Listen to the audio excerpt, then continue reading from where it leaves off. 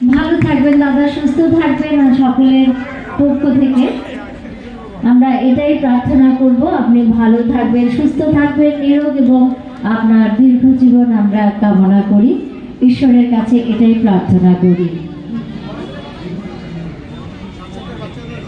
এবং প্রকাশনার তরফ থেকে ছোট্ট একটি উপহার তুলে দেওয়া হবে ওনার হাতে। তারপর অনুষ্ঠান আমাদের প্রায় শেষ। আমাদের আজকের অনুষ্ঠানের সভাপতি নিয়তি রায় বর্মন, আপনার বক্তব্যের মাধ্যমে আমরা আমাদের আজকের এই বই প্রকাশ অনুষ্ঠানের সমাপ্তি হবে। আজকে আমাদের সভাপতি নিয়তি রায় বর্মন দিদি অনুষ্ঠানের সমাপ্তি ঘোষণা করবেন।